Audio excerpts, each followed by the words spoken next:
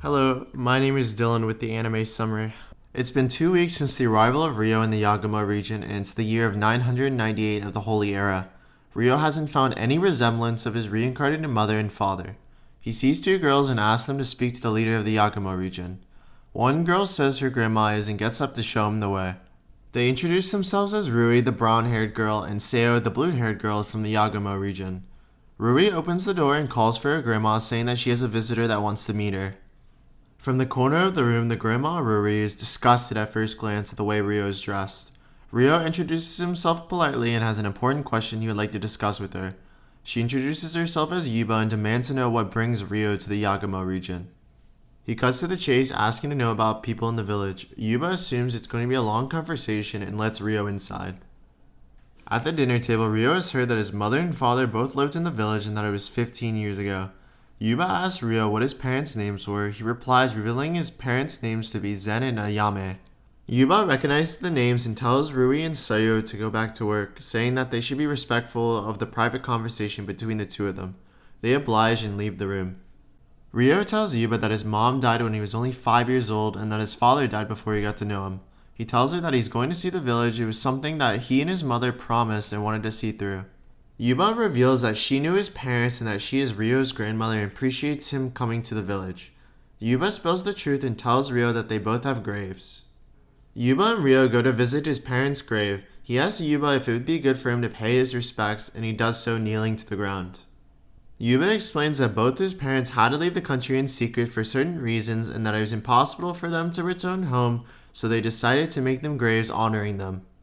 She suggests that they return home and that she will keep the lineage a secret from everyone, also stating that he can spend as much time as he wants in the village.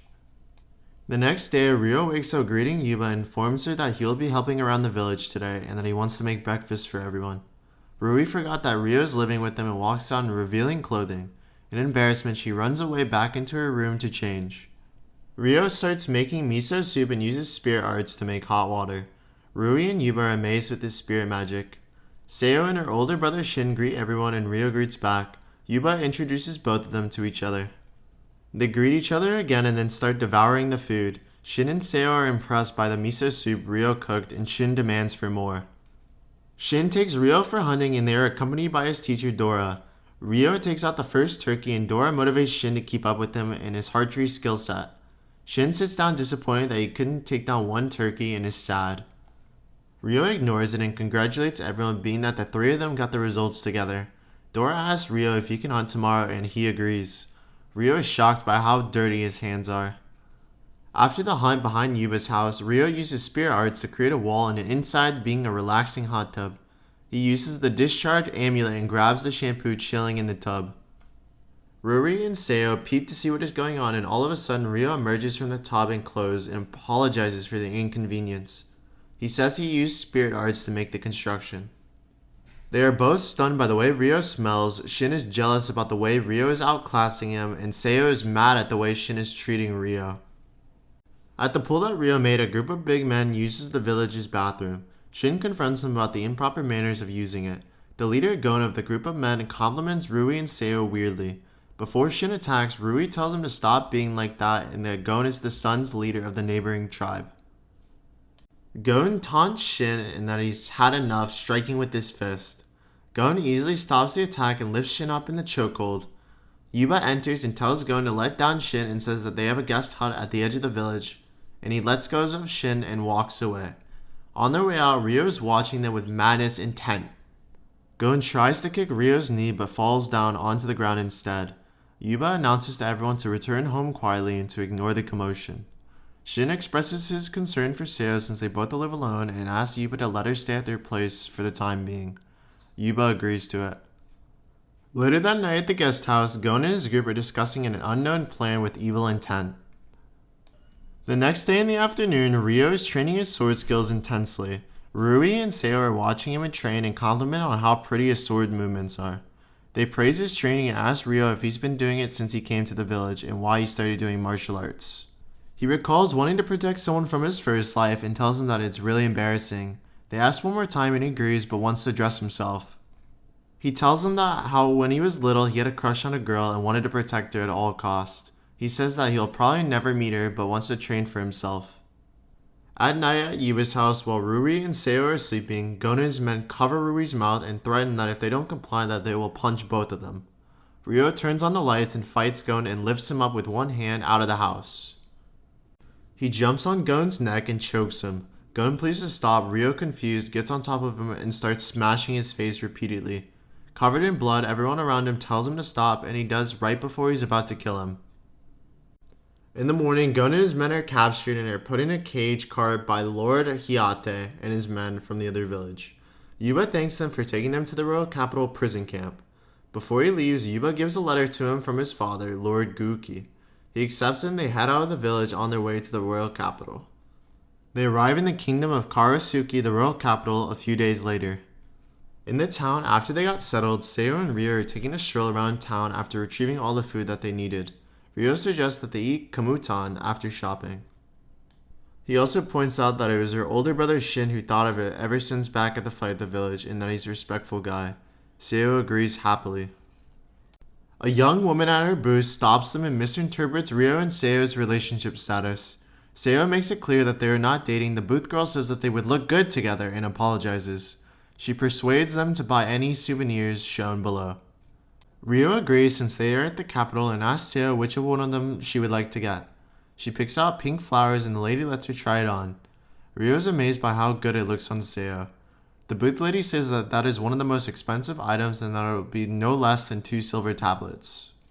Ryo gives her the silver tablets and starts to head back. The lady whispers to Sayo to ask him out simply because there will be a lot of competition for Ryo later. All of a sudden, a girl is being kidnapped by a group of tall, huge men. Her mother is calling out to anyone in the area for backup. Ryo gets in and grabs the man by one hand and flips him over while saving the girl in distress.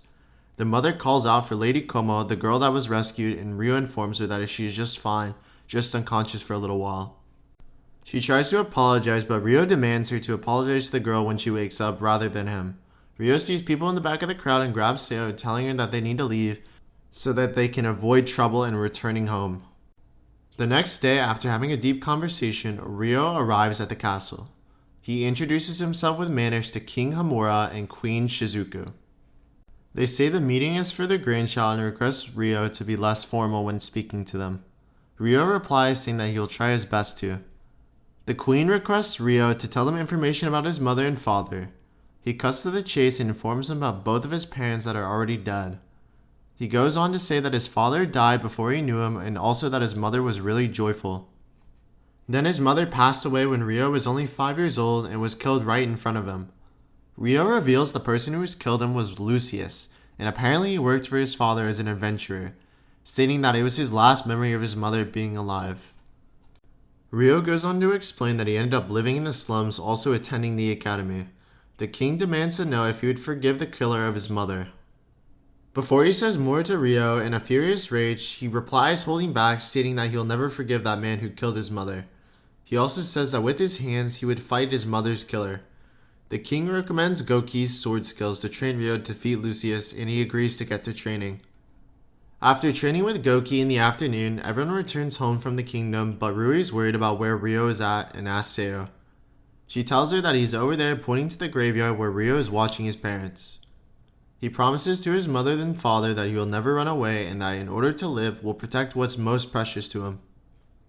At night, while everyone is sleeping in Yuba's place, Yuba spills the details to Rui about Ryo being her cousin and that he's a prince of the kingdom. She tells her that the family of the kingdom just doesn't know that he's royalty.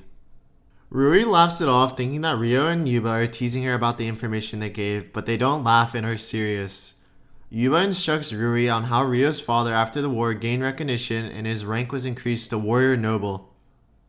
Rui, all of a sudden in awe and shock, apologizes to Ryo for her rudeness and she didn't know he was a lord. He tells her just to be her normal self when Ryo is around, even though he is royalty.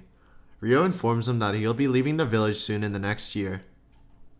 Rui is sad about Ryo leaving and demands to know if he'll return to the village someday. Ryo says that if he's permitted, he will definitely return someday and turns to a different conversation. On the day of the village, while Ryo is handing out food, Sayo walks up to him and wants to have a conversation between them in private. Before she says something, Ryo notices the hairpin that he got her at the kingdom and that she is still wearing it. She stutters her confession and tells Ryo that she's fallen in love with him. Ryo in shock pauses for a moment thinking of what to say and apologizes to her, saying that he already has feelings for someone. Sayo demands him to take her along his journeys and that she practice 6 months with the sword to be with them. She cries in feeling rejected and begs once again, but he says sorry and can't return the feelings and walks away, leaving her in tears. Later that night, Ryo's already packed and is ready to say goodbye to Yuba and Rui. He says his final goodbyes in hopes that they both stay healthy and well and starts leaving the village. Rui waves goodbye in hopes that he has a safe and good trip. Overnight while flying, Ryo has made it back to the tree and it's the year of 999 of the Holy Era. He lands on the ground to immediately be greeted by Latifa running into his arms, welcoming him home. In the council's office, Ryo discusses his travels for the best experiences in the year at the village and everything he witnessed. One of the council members asks Ryo about how long he's going to be staying at the village this time. He says a few months at most, being realistic to them. Latifa tells him to promise that he will be back sooner than last time, and he promises her that.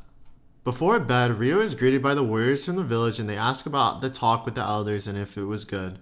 He relayed to them that he was relieved that they were still doing well and happy as ever. They noticed how Ryo has grown up so much, laughing joyfully. Ryo laughs and they wish each other a good night.